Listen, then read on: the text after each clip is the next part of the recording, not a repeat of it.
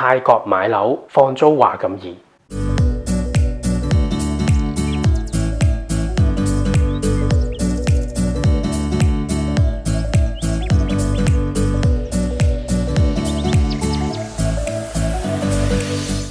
Hello， 大家好，歡迎嚟到慧文致富，我係 Raymond。買咗物業收咗樓啦，咁跟住之後咧就當然係想盡快放租，然後就係做包租公做包租婆。香港如果有租過樓嘅朋友，當然就知道啦，我哋都係揾 agent 朋友啦，又或者係上網去做呢一個即係叫做放租嘅廣告啦，咁就去揾一啲即係租客。咁其實泰國咧放租咧其實都係一樣嘅。咁今日我講嘅咧就係喺泰國放租嘅時候放 condominiums 啦。咁你每個流程會係點樣樣啦？你喺香港放租，你一樣可以遙距控制去揾 agent 朋友去幫你放租啦。咁與此同時，我自己嘅做法咧就係我會揾我嘅 property management 嘅一個團隊啦，同一般 agent 嘅做法有啲唔同嘅。佢哋咧就係因為佢哋之後要去管理同埋去打理呢一個物業啊嘛，幫我。咁所以咧佢哋要做到嘅嘢咧就係揾一個優質嘅租客啦。而令到佢哋省卻咗佢哋中間入邊即係要可能 deal with 嘅一啲狀況啊嘛，係咪？咁所以佢哋大前提咧，佢哋就會同樣地咧就放出去俾好多唔同嘅 agency。咁跟住咧，啲 agency 收到呢個盤啦，事先咧佢幫我影咗好多相噶嘛。咁跟住嗰啲相咧都係靚仔相嚟嘅，咁啊擺晒啲靚 props 喺度啊，跟住鋪晒床單啊，跟住唔同嘅 combination， 可能佢會令到嗰個單位咧做好咗，即係嗰個即係針對性某一啲客群嘅。咁呢個做好咗之後啦，咁佢哋就下一步就當然係去揾呢個agent 們去就幫佢放租啦。跟住咧佢就會係 mass 咁樣掉咗出去，咁跟住啲 agent 咧就會開始 fit 啲客啦，咁就約 appointment 就去個單位度參觀啦。下一步咧，佢就會去 propose 話俾個業主聽咧，就係我有啲乜嘢即係叫做租客係有 potential。OK， 搞掂晒呢啲嘢之後咧，咁我已經係成功租出嚟。咁傾租約嘅時候咧，其實佢都會係有一個即係定價啦。咁香港咧就可能你會聽到1年生1年死啦。咁但係泰國咧就冇呢一個即係叫做1年生1年死約嘅呢一個即係叫做法嘅。佢多數咧就係1年租約，又或者係2年租約咁樣樣。但係大部分嚟講咧都係1年租約為主嘅。咁 agent 收嘅嗰個即係叫做 commission 咧，就會係你1年嘅租約咧，佢就會收你1個月嘅即係租金作為佢哋嘅經紀佣金啦。簽約咧都係一樣嘅啫，咁就可以係你嘅agency 嘅朋友去代表你，然後去即係履行呢個簽約。咁租約上面咧，佢會有英文啦，亦都會有泰文嘅。咁因為我哋係外國人嘅即係一個業主啊嘛，咁所以佢好多時咧佢都會係有英文嘅 version 嘅。咁入邊都會列清楚話俾你聽咧，就係業主嘅責任係啲乜嘢嘢啦，跟住個租客嘅責任係啲乜嘢嘢啦。香港未必會有一個即係遲交租嘅嗰樣嘢，咁但係喺泰國咧，其實佢哋都好普遍嘅。上面喺個租約上面咧，佢哋都會寫明，如果遲交租，譬如咧 say 可能係15日，即係半個月到啦。咁跟住佢就會話，我就會有一個固定嘅罰款喺度嘅。咁呢一個咧，其實我覺得作為業主，我會覺得都係有一個即係寫咗係有一個好處喺度啦。始終個租客你唔知佢背景係啲乜嘢㗎嘛，係咪？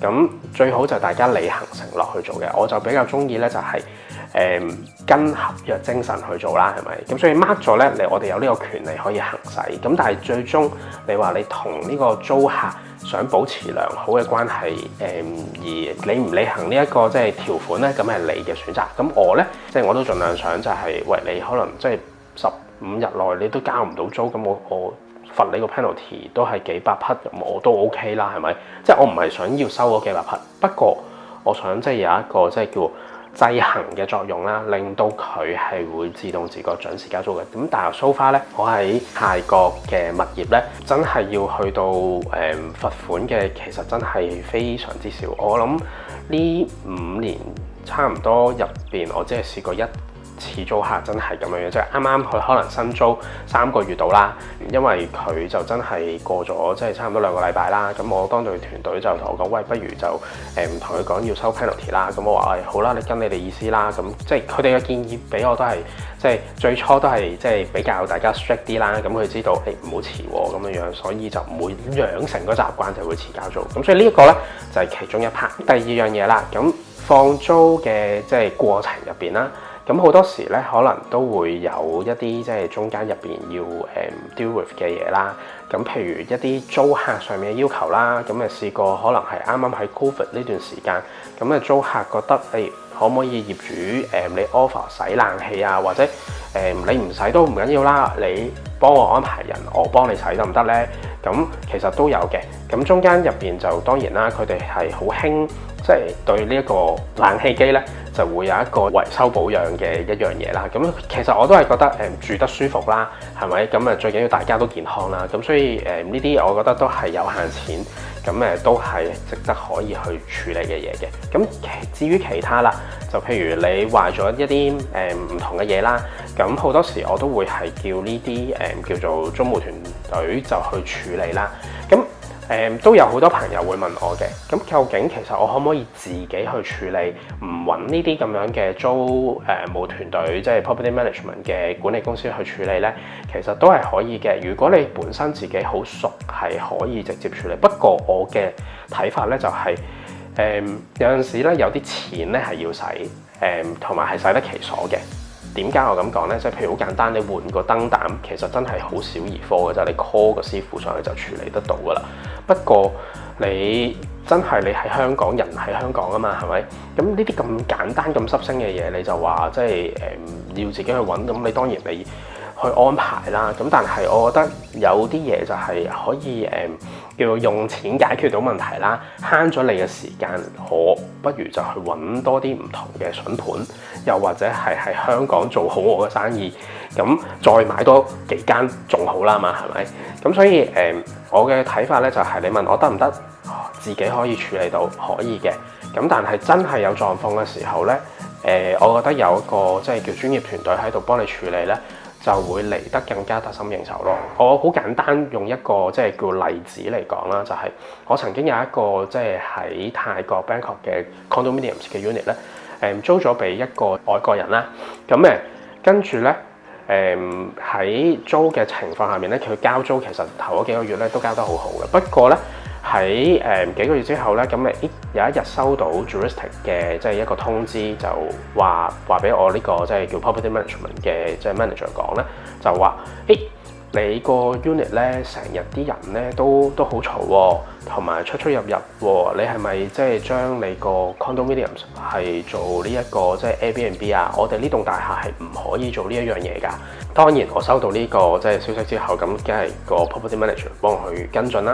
咁跟住咧跟進完之後咧，就發覺咗咧原來呢一個外國人咧就將我嘅 unit 就分租去做 Airbnb 喎。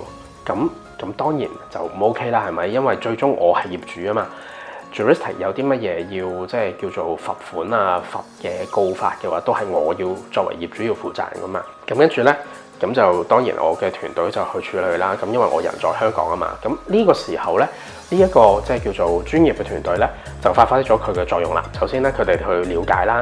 咁跟住咧，佢哋除咗係我個 unit 之外咧，其他地方同埋其他嘅 condominiums 嘅屋苑咧，都會係有呢一個，原來呢個同一個即係佢喺啲叫做 agents 嘅即係收風度收到翻嚟咧，呢個租客咧，其實原來喺唔同嘅地方咧都有做同樣嘅嘢。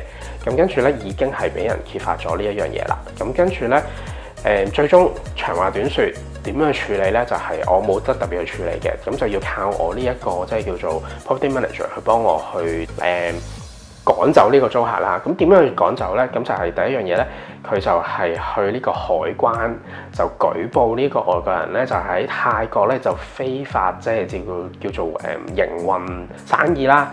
咁跟住咧就係因為你始終即係外國人，咁你有一個 record 喺嗰個即係叫做海關嗰邊咧，咁其實就係可能到出入境係會有啲麻煩啦，係咪？咁所以呢一樣嘢咧，咁就第一樣嘢舉報咗先。咁第二樣嘢咧，咁跟住咧，我哋就中間就當然係同個租客就直接 deal with 話俾佢聽，喂，你唔可以做呢樣嘢，同埋而家你咁樣做嘅話咧。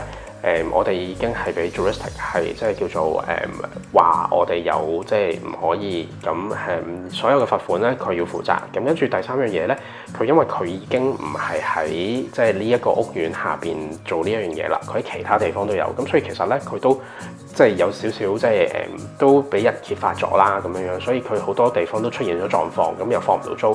咁當然交租佢都交遲咗啦，係咪？咁最後咧，我哋即係同個 deal with 就係、是，喂，你俾翻個即係叫做單位我哋收翻個單位啦，因為你已經係做一啲非法嘅嘢。咁最終咧，我哋都係叫做處理咗，收翻咗。成個故事咧，我就係想講咧，就係、是、如果我哋可以有一個即係叫做當地嘅團隊，第一樣嘢放租嘅時候，佢可以放俾多啲唔同嘅即係 agency， 快啲令到我哋 speed up 咗，可以咧。就係叫做揾到租客。第二就係佢始終都係本地人，佢可以知道本地嘅法律啦，同埋可以用本地嘅人嘅語言去同即係本地嘅租客去處理。呢個咧係對於我哋嚟講都係一個作為業主都係一個優勢啦，係咪？你嘅客源廣咗啦，唔會淨係識得講英文嘅外國人先會租你嘅單位啦。第三樣嘢，好似真係頭先好似我呢個 case 咁樣樣，有啲乜嘢狀況咧，佢哋會可以即係叫做好短時間入邊揾到方法，同埋可以收到風去處理。而 which is 呢樣嘢，你作為直接自己去揾一個即係 agency 去幫你去放租咧，佢哋未必會可以幫你處理到呢啲嘢。咁所以我嘅建議咧就係、如果即係一啲即係你叫做有限錢你 manageable 嘅，咁當然係可以去揾呢啲 agency 嘅朋友去幫你啦，係咪？咁但係亦都最後一個溫馨提示啦，就係呢啲咁樣嘅即係團隊咧，亦都會有唔同嘅狀況出現嘅。佢哋可能即係會可能係甩甩漏漏，甚至乎有啲中間咧做下會即係叫做結咗業咁樣樣。咁所以咧一個專業嘅團隊有冇即係一啲舊嘅朋友係曾經用過啊？咁其實都係一樣咧，係令到你有即係信心喺度嘅。咁所以呢個亦都係下一轉咧，我哋就可以即係有機會嘅時候咧，我就會再錄一個即係 YouTube，就係令到就大家可以了解多啲佢哋嗰個即係營運模式係點樣樣。咁希望今日咧，我即係分享咧就可以幫到你哋手，就令到你哋知道喺泰國買咗樓放租之後嗰個即係流程係點樣樣。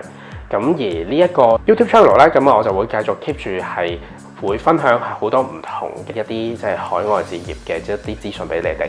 咁啊記得 like 我嘅即係 fan page， 亦都 like 我嘅即係 YouTube channel。咁希望大家就你 like 多啲咧，咁我就有多啲 motivation 咧，就去同大家咧就錄製多啲嘅 YouTube 片段。咁今日嘅分享咧就係到此為止啦，多謝咁多位。好似好長氣啊今日。